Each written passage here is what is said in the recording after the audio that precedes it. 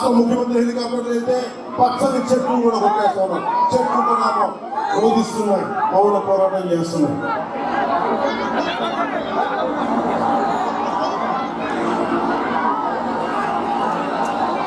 పద్దెనిమిదవ శతాబ్దపు 1840లో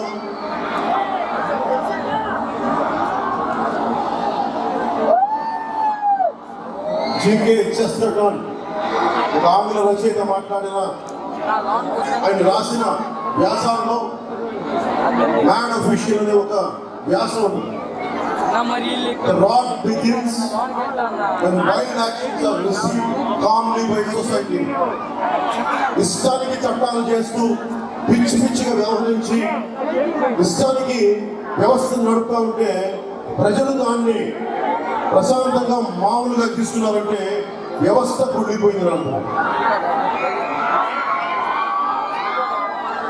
ఎందుకు ఈ మాట మాట్లాడుతున్నారంటే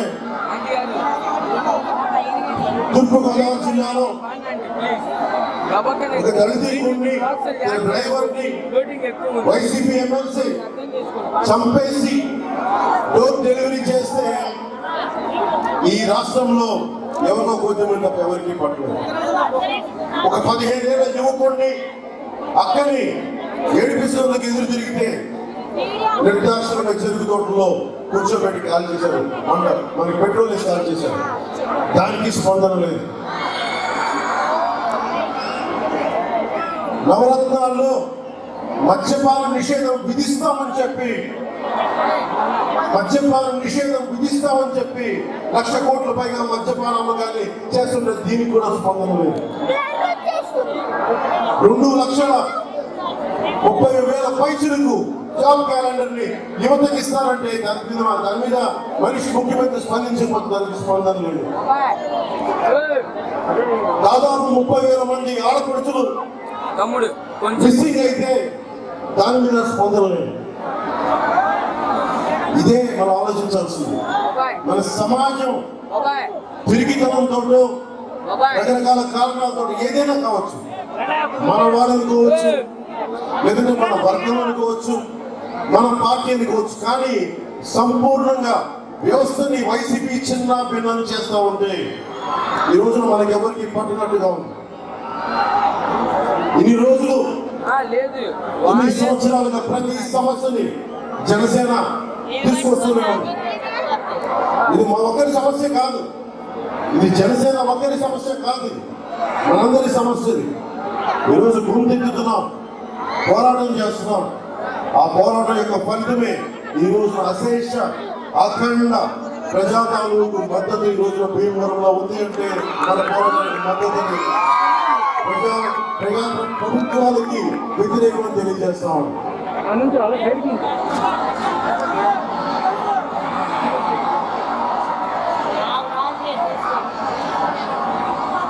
ఎవరి మీద పోరాడుతున్నాం?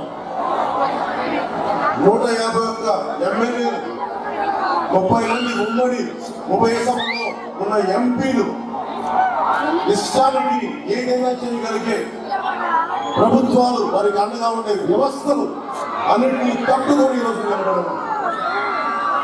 ఈ రోజున ఈ గూండా వ్యవస్థకి, ఈ దోపిడీ వ్యవస్థకి, వైసీపీ నడుపుతున్న ఈ దోపిడీ వ్యవస్థకి ఎదురొడ్డి నిలిచాం. ఎన్ని సంవత్సరాలు నేను కోరుకున్నది ఒకటే, మార్పు రావాలి. ఈ మార్పును ఎలా తీసుకురావాలి? యువజనులకి, శ్రామికులకి, రైతులకి ఈ ప్రభుత్వం ఏం చేసిందో ఒకసారి మాట్లాడుకున్నాం. వైఎస్ఆర్ కాంగ్రెస్ యువజన శ్రామిక రైతు కాంగ్రెస్. ముందుగా యువజనులకు ఏం చేసిందో ఒకసారి చూద్దాం.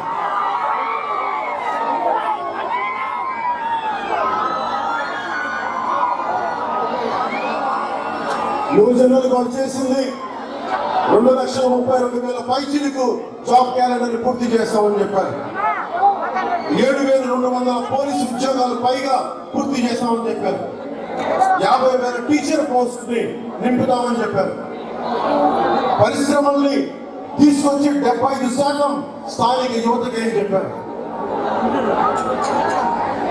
ఐటీ పార్కులు పెట్టి ఎక్కడ తెలంగాణకి వెళ్ళక్కలేదు, బెంగళూరుకి వెళ్ళక్కలేదు, ఇక్కడే ఐటీ పరిశ్రమలు ఉంటాయి, ఇక్కడ చదువుకున్న యువతందరికీ ఉద్యోగాలని చెప్పారు. వారు ఇచ్చింది 2.5 లక్షల వాలంటీర్ ఉద్యోగాలు ఇచ్చి మేము ఉద్యోగాలు ఇచ్చామని చెప్పారు.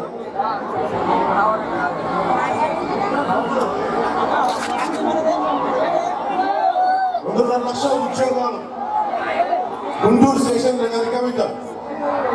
ఒక దేశపు సంపద నదులు కాదు, అరణ్యాలు కాదు, ఖనిజాలు కాదు, కళల ఖనిజాలతో చేసిన యువత. అలాంటి కళలు కనే యువతకి ఏం చేశారు? 2.5 లక్షల యువతకి ఉద్యోగాల పేరు మీద వాలంటీర్ ఉద్యోగాలు అని సృష్టించారు. 5,000 రూపాయలు గౌరవ పారితోషికం అని చెప్పి అవామిచ్చే ఉద్యోగాలు. యువత కోసం మీరు ఏం చేశారు? యువతని స్ఫూర్తి నింపే దశగా వారిలోని ప్రతిభని, సమర్థతని వెలికి తీసే విధంగా మీరు పాలసీలు ఏమున్నాయి, ఏం చేశారు? 151 సభ్యులు ఇస్తే, అంత సత్తా అసెంబ్లీలో ఇస్తే ఏం చేశారు వీళ్ళకి వైసీపీ ప్రభుత్వం?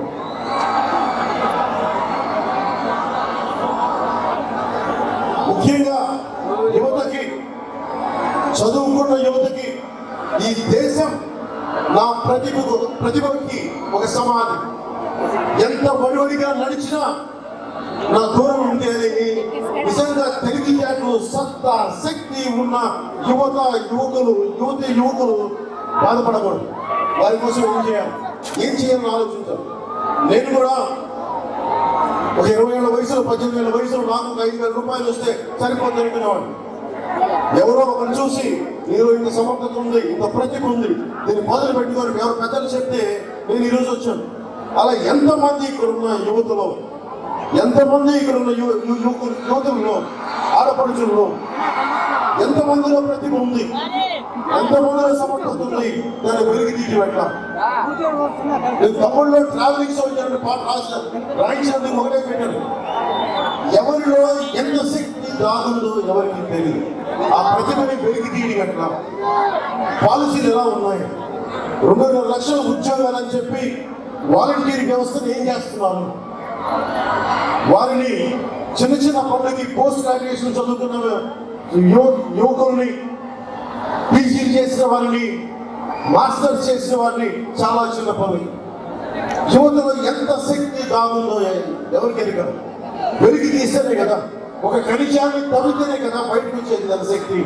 యువతలో ఉన్న ఖనిజాన్ని, కళల ఖనిజాన్ని తవ్వితేనే కదా వారి సమర్థత, ప్రతిభ బయటకు వచ్చేది. నేను కోరుకుంటున్నది ఒకటే, మీలో ఉన్న సమర్థత, ప్రతిభ బయటికి తీయాలి. మీలో ఒక నికోలస్ టెస్లా ఉంటాడు, మీలో ఒక ఇలాన్ మస్క్ ఉంటాడు.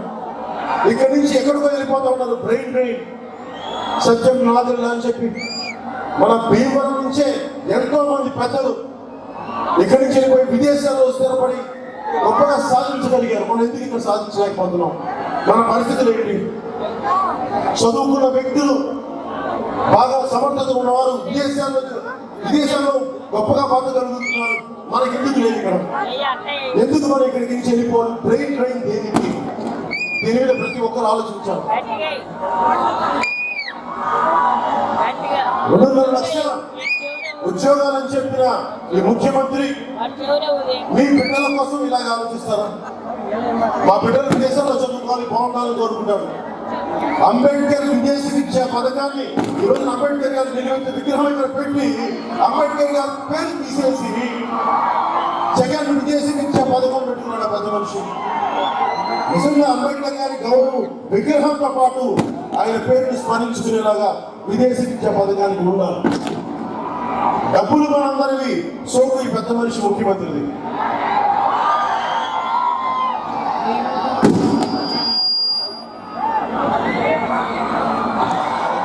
ఎంతమంది క్యాపిటల్ లేదు, మనకి పెట్టుబడి లేదు ప్రతి ఒక్కరికి. ఎంతమందికి ప్రతిభ ఉండే, స్కిల్స్ ఉండి పెట్టుబడి లేదు. పెట్టుబడికి ఏం చేయాలి మనం? పెట్టుబడి ఎలా తీసుకురావాలి? మా అమ్మ నాన్న డబ్బుల వాళ్ళు కాదు చాలా మందికి. దళిత కుటుంబాల నుంచి ఉన్నారు. ఎంతమంది దళితుల్ని, దళిత యువతని ఎంతమందిని మీరు ఎంటర్ప్రెన్యూర్స్ గా చేయగలరు? ఓ కూర్చొని 2.5 లక్షల 5,000 రూపాయలు వాలంటీర్స్ ఉద్యోగాలు కాదు ఇవ్వడం. 2.5 లక్షల మంది దళిత ఎంటర్ప్రెన్యూర్స్ ని నువ్వు బయటకు తీసుకురావాలి. కొన్ని లక్షల మంది బీసీ కులాలు ఉన్నాయి, ఉత్పత్తి కులాలు ఉన్నాయి. వారి నుంచి యువతని ఎంతమందికి నువ్వు ఎంటర్ప్రెన్యూర్స్ చేయగలిగావు, పారిశ్రామికవేత్తలుగా చేయగలిగావు? ఈ ప్రోగ్రామ్స్ ఏంటి? ఆర్థికంగా వెనుకబడ్డ సోకాల్ ఈబీసీ కులాలు ఉన్నాయి, ఈబీసీ కులాలు ఉన్నాయి. వారికి ఆర్థికంగా ఎలా తోడ్పడగలరు? వీటి గురించి ఆలోచించాలి. అందుకని నేను పెట్టుకుంది ప్రతి నియోజకవర్గంలో 5 లక్షల రూపాయల చొప్పున 500 మందికి 10 లక్షల రూపాయల చొప్పున 500 యువతీ యువకుల్ని సెలెక్ట్ చేసి వారిని ఎంటర్ప్రీనియర్స్ గా చేయడానికి మేము సంసిద్ధంగా ఉన్నాం. జనసేన సంసిద్ధంగా. డబ్బు ఒక్కడికే పెరిగితే ఎట్లా? సంపద ఒక్కడి దగ్గరే ఉండిపోతే ఎట్లా? డిస్ట్రిబ్యూట్ అవ్వాలి. అమెరికన్ సెనేటర్ బెర్నీ శాండర్స్ చెప్పినట్టుగా కేవలం 1% దగ్గరే అంత సంపదంతా 85% సంపద ఒక్కడి దగ్గర 1% దగ్గర ఉంటే చాలా అనర్థం. నేను కోరుకుంటుంది ముఖ్యంగా మన సామాజిక నిర్మాణంలో కులాలు చాలా కష్టమైంది. దీన్ని అర్థం చేసుకోవాలి. వెనుకబడ్డ కులాలు, ఉదాహరణకి మొన్న కాకినాడ వెళ్తే మత్స్యకారుల చిన్న యువతను చూశాను. లోతైన సముద్రంలోకి వాళ్ళు ఎగిరి దూకి జంప్ చేస్తూ ఉంటే వీళ్ళలో ఎంతమంది గొప్ప గజేతగా ఉన్నారు అనిపించింది. వీళ్ళని ఒలింపిక్స్ కి పంపించగల సమర్థత ఉన్నవాళ్ళు. వారి గురించి మనం ఎందుకు ఆలోచించలేకపోతున్నాం? ఇదే అగ్నికుల క్షేత్రంలో బోట్ బిల్డింగ్, నౌకా నిర్మాణం చేసే స్కిల్స్ ఒకప్పుడు ఉండేవి. ఎందుకు మనం మళ్ళీ మన పక్కన నర్సపూర్లో ఎందుకు బోట్ బిల్డింగ్ స్కిల్స్ మనకు తిరిగి తీసుకురాకూడదు? ఎందుకు ఇంత సెమీ కండక్టర్స్ మనకి ఇక్కడి నుంచి ఎక్కడ విదేశాలకు వెళ్ళి మనం కంప్యూటర్స్ అని కానీ సైన్స్ అండ్ టెక్నాలజీ అని మాట్లాడుతున్నాం. ఈ రోజున తైవాన్లో సెమీ కండక్టర్స్ అక్కడ పరిశ్రమలు అద్భుతంగా ఉన్నాయి. అలాంటి సెమీ కండక్టర్ ఇది మనం ఎందుకు ఇక్కడ ఆలోచించకూడదు? దేశం మొత్తం మీద ఆంధ్రప్రదేశ్ చాలా అద్భుతంగా ఐటీ నిపుణులు ఉన్నది, ఇంజనీరింగ్ నిపుణులు ఉన్నది. అలాంటి సెమీ కండక్టర్ వ్యవస్థ ఇక్కడ ఎందుకు తీసుకురాలేదు? సరైన రాజకీయ వ్యవస్థ లేకపోతే ఎంత ప్రతిభ ఉన్నా అది విదేశాలకు వెళ్ళిపోతుంది తప్ప మన దేశాలకు ఉపయోగపడదు, మన ఆంధ్రాకు ఉపయోగపడదు, మన భీమవరానికి ఉపయోగపడదు. దివ్యాంగుల్లో ముఖ్యంగా దివ్యాంగుల్లో ఎంత ప్రతిభ ఉన్నా చూశారు. స్టీఫెన్ హాకింగ్ లాంటి బ్లాక్ హోల్స్ మీద తిరిగి ఆయన ప్రతిపాదించగలిగాడు. అలాంటి దివ్యాంగుల్లో ఎంటర్ప్రిన్యూర్షిప్ స్కిల్స్ కానీ సైంటిఫిక్ టెంపర్మెంట్ ఉన్న వ్యక్తులు కానీ చాలా మంది ఉన్నారు. వారందరినీ బయటికి తీసుకురావడం వల్ల ఈ ప్రభుత్వం 151 మంది సభ్యులు, 30 మంది పార్లమెంట్ ఉభయ సభల్లో ఉంది. ప్రయోజనం వాళ్ళు డబ్బులు వస్తున్నాయి, వాళ్ళకి పదవులు వస్తున్నాయి, వాళ్ళు మనం ఏదైనా మాట్లాడితే కక్ష తెచ్చుకున్నారు తప్ప ఇక్కడ ఎవరు ఏం మాట్లాడలేదు, ప్రజల కోసం ఏమి చేయట్లేదు. ఎంతసేపు కులాల మధ్య చిచ్చులు లేపి మనలో గొడవలు పెట్టి ఇవి చేస్తున్నారు తప్ప నిజంగా యువతకి కులాలు దాటి మీరు ఆలోచించమని చెప్పి నేను దశాబ్దం నుంచి అందరినీ చేతులెత్తి మొత్తుకుంటా ఉన్నాను.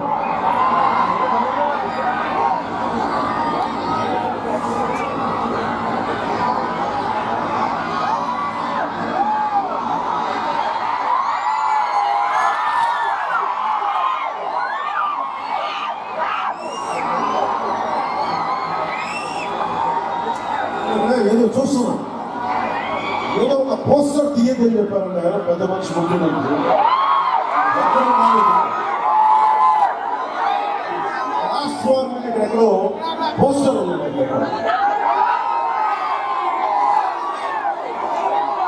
లాస్ట్ వార్ ఎక్కడ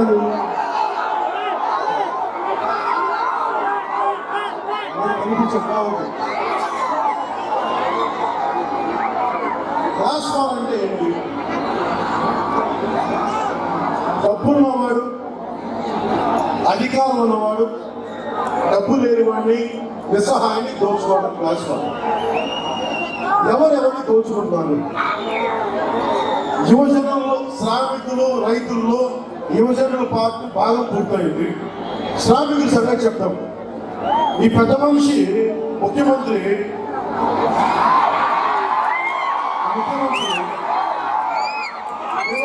ఊగిపోతాను మాట్లాడుతున్నాను.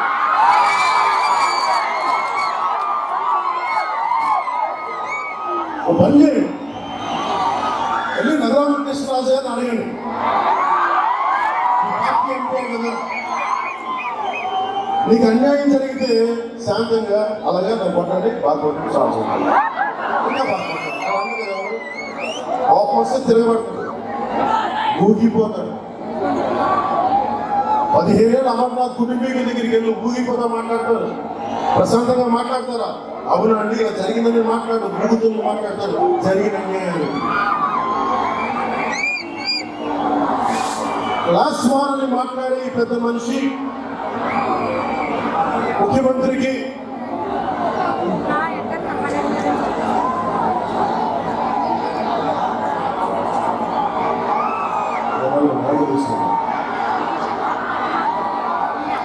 ఆందోళిస్తున్నాను, దారి ఆందోళిస్తున్నాను.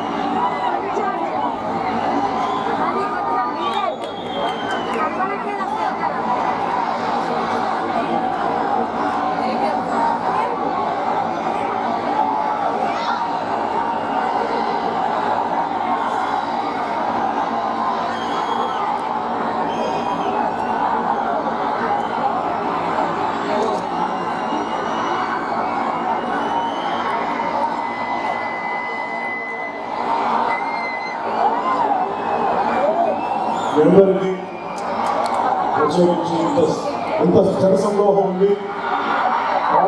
వారికి చాలా డిసిప్లిన్గా దాల్చింది. మీ అందరికీ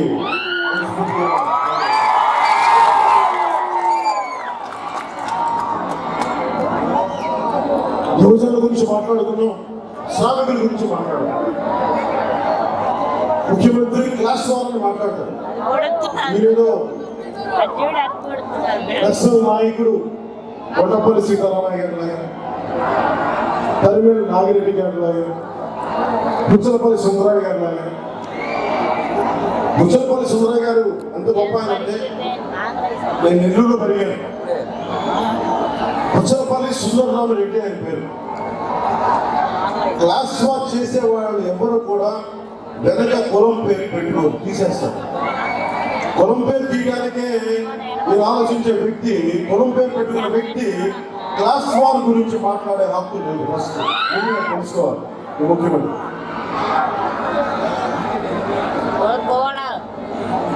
క్లాస్ వార్ అని చెప్పాం. అధికారం ఉన్నాడు, డబ్బు ఉన్నాడు, డబ్బు లేని వాళ్ళు దోచుకోడు. ఈ ముఖ్యమంత్రి వచ్చిన మొదటి నెల రోజుల్లో ఏం చేశాడు? దాదాపు 30 లక్షల మంది భవన నిర్మాణ కార్మికులను పొట్టగొట్టాడు పెద్ద మనిషి. 32 మంది భవన నిర్మాణ కార్మికులు ఆకలి చావులతో ఉరేసుకుని చనిపోయారు. ఈ రాష్ట్రంలో ఎవరు రాష్ట్రాలు చేస్తున్నారు? మీరా మేమా? అధికారం లేని నేను క్లాస్ వారు ఎక్కడి నుంచి చేస్తున్నాను? ఉన్న డబ్బులు తీసుకెళ్ళి కౌలు రైతులందరికీ పెట్టావే, ఏం మాట్లాడతావా?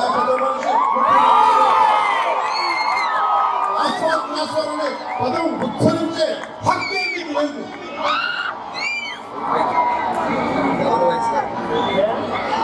ఇసుక రీచ్ అని చెప్పి బోర్డు సంఘాలు, మత్స్యకార సంఘాలు ఇవన్నీ కలిపి రాష్ట్రం మొత్తం మీద దాదాపు 45,000 నుంచి 50,000 మంది ఇసుకని తోడే కార్మికులు ఉంటారు. వాళ్ళందరికీ పొట్టగొట్టి మెషిన్స్ పెట్టి 3 కంపెనీలకి ధరదత్తం చేశాడు ఈ వ్యక్తి.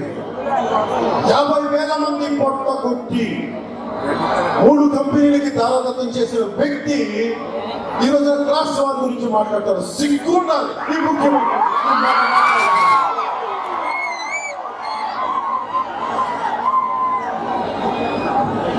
మద్యపాన నిషేధం అని చెప్పి మాకు మద్యం మీద నిషేధం, డబ్బు అవసరం లేదని చెప్పిన వచ్చిన వ్యక్తి గీత కార్మికులైన శక్తి బలిజలు, యాద, శ్రీశైల ఇలాంటి ఇత్యాది 5 కులాల తాలూకు పొట్టలు కొట్టేవారు. నీకు మద్యపాన నిషేధం నువ్వు ఎందుకు విధించలేకపోయి, ఎందుకు 1,00,000 కోట్లు దాదాపు ఆర్జించి ఎలా అతలాకుతలం చేసామో ఎన్ని కుటుంబాలని నీకు భవిష్యత్తులో చెప్తాను. 1,00,000 కోట్లు ఇక్కడ ఉన్నది ప్రతి ఒక్కరికి చాలా మందికి ఇక్కడ మద్యం తాగే వారి అందరికీ చెప్తా ఉన్నాం, మీ పొట్ట కొట్టి తిరిగి అదే మీకు పథకాలకు పునరుస్తున్నారు. చూడండి, ఒకప్పుడు 40-70 రూపాయలనే మద్యం 150, 200, 400 దాకా పెంచి కల్తీ మద్యాన్ని మీ అందరికి ఇస్తా ఉన్నాం. జబ్బులు, లివర్ జబ్బులు ఇవన్నీ పెరిగిపోయి మీ ఆరోగ్యాన్ని ఛిద్రం చేసి నాశనం చేసి ఆడవాళ్ళలో పుష్టిని తెంపి మరి అతను మీకు మీ జీవితాన్ని చిన్నామనం చేస్తున్నాడు. జనసేన రాగానే ఒకటే చెప్తున్నాం, పోయినసారి కూడా మేనిఫెస్టోలో నేను ఒకటే మాట మాట్లాడాను, సంపూర్ణ మద్యపాన నిషేధం అమలు చేయడం చాలా కష్టం. మళ్ళీ పాత ధరలకే మద్యం ఖచ్చితంగా అమ్ముతాం. దాంట్లో ఖచ్చితంగా ఒక సర్టెన్ పర్సెంటేజ్ ఏ కులాలైతే గీత కార్మిక కులాలు ఉన్నాయి వారికి కొంత పర్సెంటేజ్ వచ్చి తీరుతాం. అలాగే దీంట్లో మద్యానికి సంబంధించి ఆడపడుచులు కనుక మా ప్రాంతంలో కానీ మా కాలనీలో కానీ మాకు ఇక్కడ మద్యం ఉండకూడదని మీరు నిర్ణయించుకుంటే అక్కడ వరకు సంపూర్ణ మద్యపానాన్ని నిషేధిస్తాం.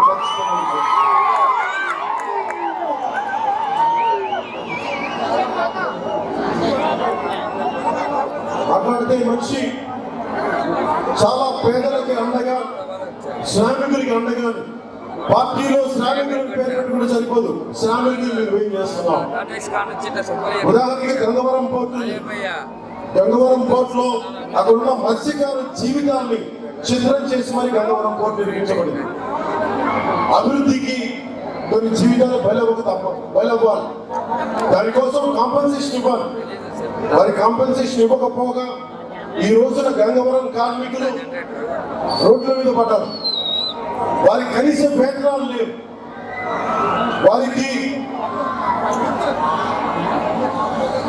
పాపం 700 మందికి AP shops and establishment act కింద వారికి వేరే కంపెనీ పెట్టి ఎవరైతే భూములు కోల్పోయారో, ఎవరైతే ఉపాధి కోల్పోయారో వారికి ఈ రోజున సరైన జీతాలు లేవు. ఈ రోజు నాకు రిప్రజెంటేషన్ అందింది, అలా మా గంగవరం గురించి చూడ ఆలోచించమని. కార్మికులు అక్కడ ఉపాధి కోల్పోయిన మత్స్యకారులు, ఈ వ్యక్తి క్లాస్ వారి గురించి మాట్లాడతారు.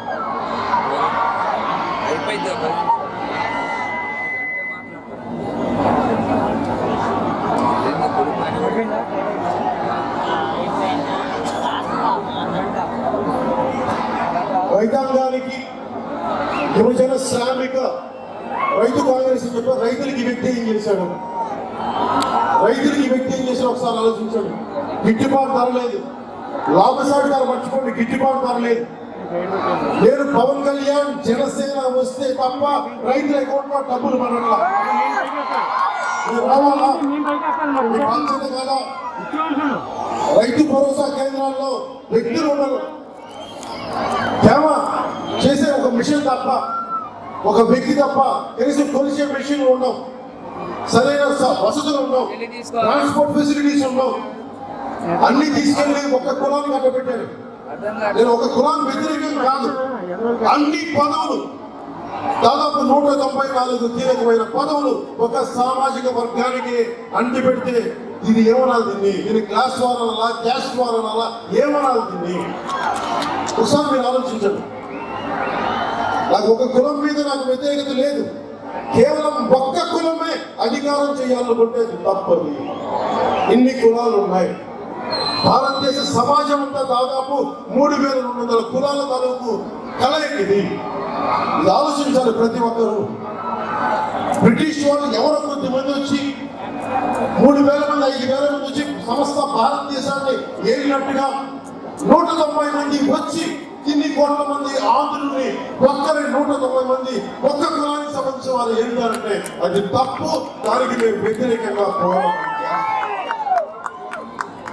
ఇబ్బందిగా ఉండొచ్చు ఈ మాటలు, వాస్తవాల్ని మాట్లాడుకోవడం తప్పు లేదు. నేను మాట్లాడుతుంది కుల వ్యతిరేకం కాదు, కులాల తాలూకు కరెక్షన్ జరగాలి. ఒక్క కులమే మొత్తం సమస్తం అన్ని పదవులు మాకంటే కుదరదు. అది రాజ్యాంగ విరుద్ధం.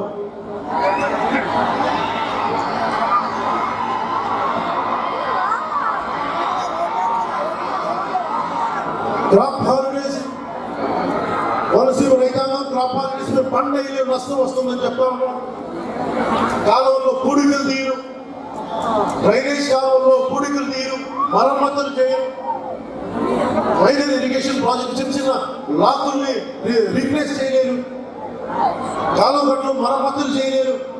వీళ్ళకి రైతు యువజన శ్రామిక రైతు కాంగ్రెస్ అని చెప్పి వేషాలు వేస్తా ఉన్నారు. రైతు అండగా నిలబడలేని వాళ్ళు మీరు ఎందుకు రైతు అనే పదం తీసేయండి.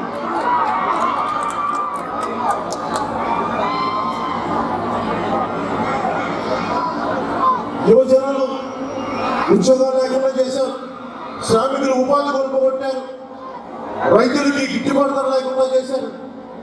అక్కడ నాగే రాగల కరెంటు ఛార్జీలు 8 సార్లు పెంచారు, రిజిస్ట్రేషన్ ఛార్జీలు పెంచారు, ఆక్వా ఫీడ్ ఇవన్నీ కాకుండా ఆక్వా ఫీడ్ పాపం వాళ్ళు నా దగ్గరికి వచ్చారు. జైన్ ట్యాక్స్ కొత్తగా పెట్టారని టన్నుకి 4,000 రూపాయలు, టన్నుకి 4,000 రూపాయలు తాడేపల్లి ముఖ్యమంత్రి గారికి ఇవ్వాలని చెప్తా ఉన్నాను.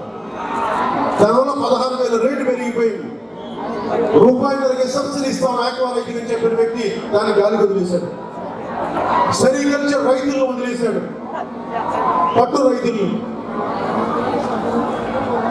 చివరికి స్థానికంగా ఉండే వ్యక్తులు మాట్లాడుతూ ఉన్నారు, భీమవరం గురించి నీకేం తెలుసు అని చెప్పి మాట్లాడే వ్యక్తులు అడుగుతున్నాం. ఏ రోజున సరే భీమవరం డంపింగ్ యార్డ్కి మీరు వెళ్ళారా? నేను వెళ్ళాను. మట్టి, చెత్త, మలం, మూత్రాలు మధ్యలోనే వెళ్ళాను. నా నేల అనుకున్నా, నేను పోటీ చేసే భీమవరం అనుకున్నా, నేను ఉన్నాను ఇక్కడ.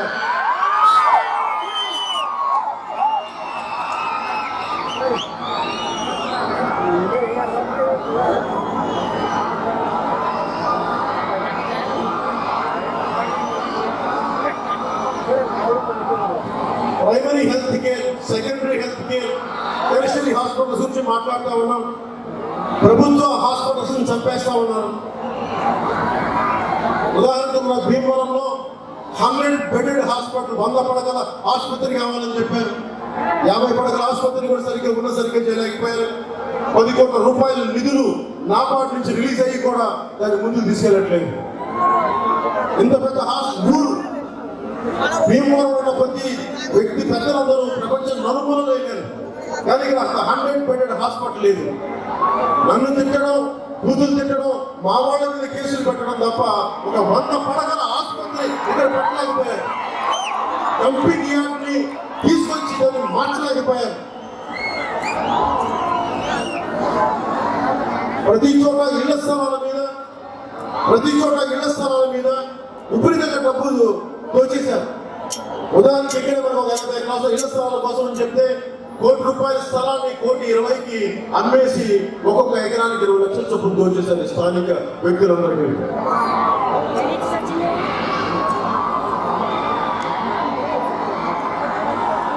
నేను ఎప్పుడు వచ్చినా ఇక్కడ పవన్ కళ్యాణ్ గోదావరి జిల్లాలో తిరగకూడదు, అతనికి బద్నాం చేయాలని చెప్పి 1,400 కోట్లతోటి ఆయన పైప్ లైన్స్ గోదావరి జిల్లాలకి, అలాగే మన ఆక్వాకు సంబంధించింది కానీ సాగునీటికి, తాగునీటికి, ఆక్వాకు సంబంధించి గోదావరి పైప్ లైన్ చేస్తాం, 1,400 కోట్లు ఇస్తామని చెప్పి ఖర్చు పెట్టి మరి వచ్చి దాని గురించి కూసెత్తలేదు.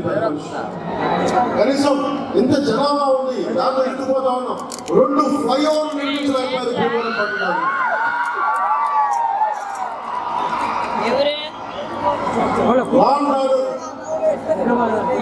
లాండ్ ఆర్డర్ మీ పరిస్థితి ఎలా ఉందో తెలుసు. ఈ రోజున ఎవరు మాట్లాడకూడదు, ఒక వైసీపీ వాడు తప్ప ఎవరు మాట్లాడకూడదు. ఒక ఎంపీ రఘురామ కృష్ణరాజు గారు నాకు స్నేహితుడు కాదు. ఒకలాగా చెప్పాలంటే మేము ఇక్కడ పోటీ చేసినప్పుడు మాకు ప్రత్యర్థి ఆయన నన్ను విమర్శించారు. నేను ఆయన అంతగా విమర్శించినప్పటికీ నేను గౌరవించాను ఆయన్ని. ప్రత్యర్థి పార్టీలో ఉన్నారు, ఎంపీ అయితే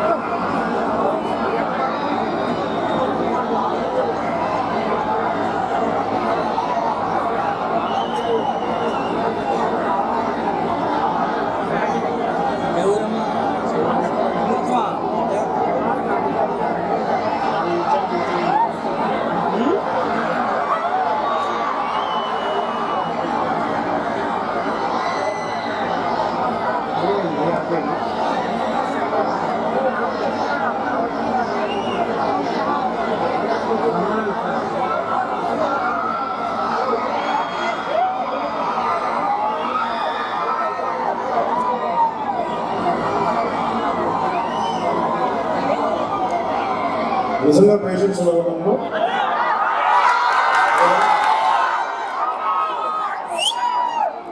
నిజంగా పేషెంట్స్ ఉన్నారా?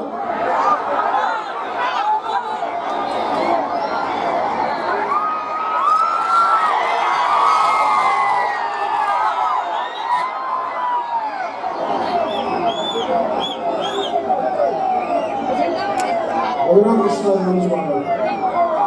ఒక ఎంపీకే వైసీపీ నాయకులకి మీరు ఎవరినైనా విమర్శించవచ్చు, మిమ్మల్ని ఎవరేమనుకోరు, మిమ్మల్ని అంటే గురించి పడిపోతారు.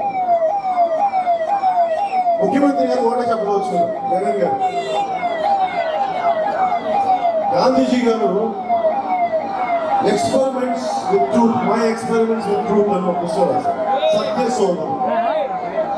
ముఖ్యమంత్రి గారు అమ్మఒడి అని చెప్పి చిన్న పాపని ఒళ్ళో కూర్చోబెట్టుకొని ఆయన బలపంతో రాయిస్తున్నా గాంధీ గారు సత్య శోధన అని పుస్తకం రాస్తే, భవిష్యత్తులో ముఖ్యమంత్రి గారు అసత్య శోధన అని పుస్తకం రాస్తారు. గాంధీజీ గారు మై ఎక్స్పెరిమెంట్స్ విత్ ట్రూత్ అని రాస్తే, వైఎస్ జగన్ గారు మై ఎక్స్టార్షన్స్ ఇన్ ఆంధ్రప్రదేశ్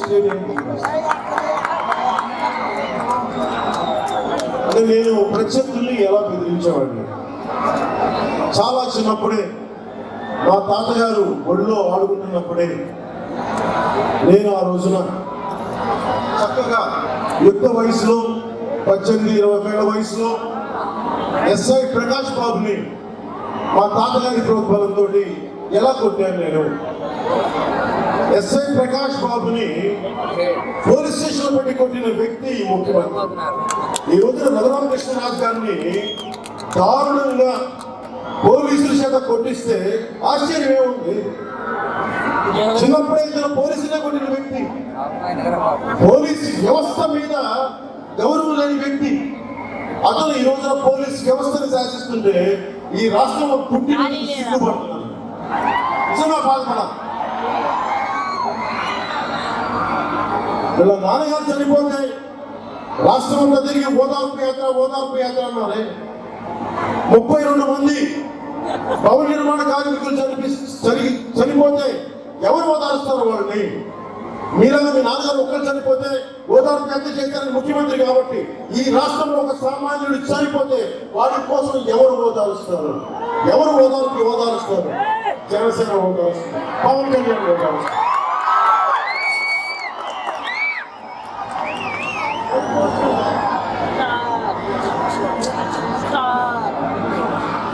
ఇతను ఇంత సత్తా మీరు అందరిస్తే ఆయన చేయగలిగింది ఒకటే, గంజాయిని రాష్ట్ర పండగ చేయగలిగాడు. గంజాయిని కొట్టల్ని రాష్ట్ర ఆయుధంగా చేయగలిగాడు.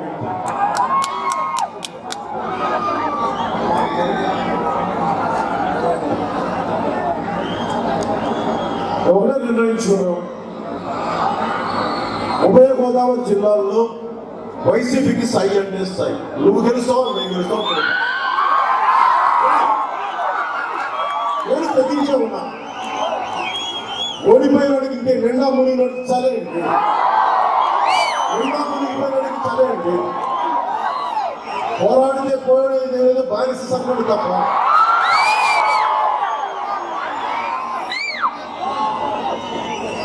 పేదలకు పెత్తందారులకు వెళ్ళిపోయే మనిషి ఎక్కడెక్కడ పోస్ట్ చేశారు.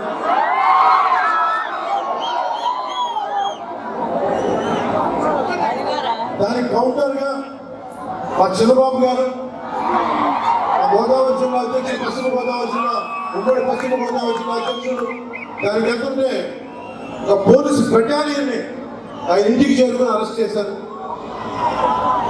దీంట్లో మొత్తం మన జన సైనికులు అందరూ, నాయకులందరూ ఆందోళన చేపట్టారు. దీని మీద మన చంద్రబాబు గారి మీద 12 మంది మీద కేసులు నమోదు చేశారు. తాడేరు ప్రాంతంలో వంతెన లేదు, అక్కడ రోడ్డు లేదని చెప్పి గ్రామీణ ప్రాంతాల ప్రజలందరూ ఇబ్బంది పడతా ఉంటాయి. నర్సాపురం నుంచి భీమవరం వచ్చే రోడ్డు ఇది. దీనిపైన జనసేన పార్టీ నాయకులు, వీర మహిళలు దాదాపు 14 కిలోమీటర్లు, 1 కాదు 2 కాదు 14 కిలోమీటర్లు పాదయాత్ర చేశారు. దీంతో పాటు చంద్రబాబు గారి మీద, మనందరి మీద, నాయకులందరూ 20 మంది మీద కేసు పెట్టారు. 3 స్టేషన్లో కేసులు నమోదు చేశారు. వీరవస్త్రంలో ఒక జనసేన కార్యకర్త, మన జనసేన కార్యకర్త సోషల్ మీడియాలో ఒక పోస్ట్ పెట్టారంటే ఆయన ఇష్టం, వాళ్ళకు కూర్చొని కేసులు పెట్టారు. వీళ్ళు పోలీస్ స్టేషన్లో నిర్బంధించారు, చిత్రహింసలు గురి చేశారు. మాట్లాడిన జిల్లా అధ్యక్షుడిపై కేసులు పెట్టారు, పిలిపించడానికి వెళ్ళిన జిల్లా అధ్యక్షుడిపై. గొడవలో స్టేషన్ పైకి వచ్చిన ఒక్క వైసీపీ కార్యకర్త పై కూడా కేసులు పెట్టారు.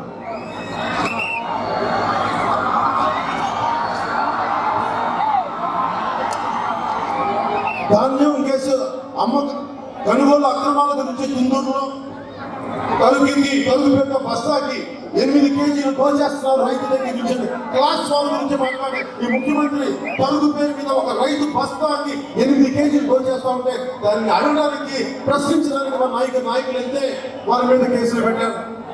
గ్రామ సచివాలయానికి అడిగేందుకు ఉద్యోగుల విధులకి ఆటంకం కలిగించారని చెప్పి 16 మంది రైతుల మీద కేసులు పెట్టారు. తుందూరు ఆక్వా పార్క్ కేసుల మీద, తుందూరు ఆక్వా పార్క్ విషయంలో ఆ రోజున నేను చాలా బాధ్యతగా మాట్లాడాను. ఇదే తుందూరు ఆక్వా ఫుడ్ పార్క్ గురించి. ఎందుకంటే పరిశ్రమలు ఉండాలి, పెట్టుబడులు రావాలి.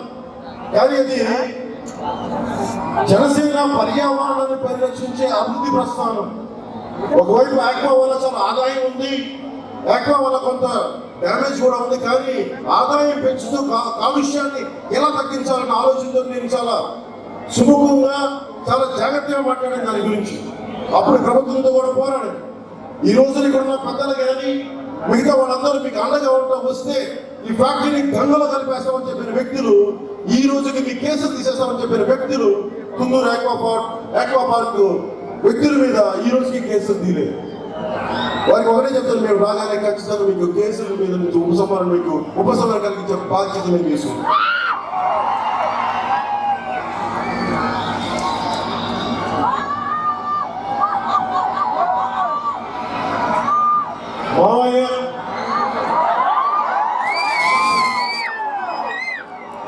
మాట్లాడితే నేను దళితులకి మేనమామ అని అంటారు. వీరవాస్త్రం ఎస్సీ కాలనీలో వర్షానికి ముంపు గురైతే వర్షపు నీళ్ళలోకి వచ్చేస్తున్నాయని చెప్పి మన స్థానిక జనసేన ఎంపీటీసీ నాయకులు, ఇతర నాయకులు, స్థానికులు కలిసి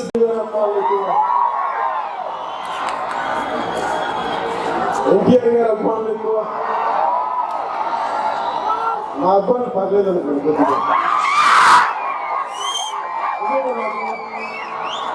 మనస్ఫూర్తిగా చెప్తున్నాను. హీరో చాలా ఇష్టం.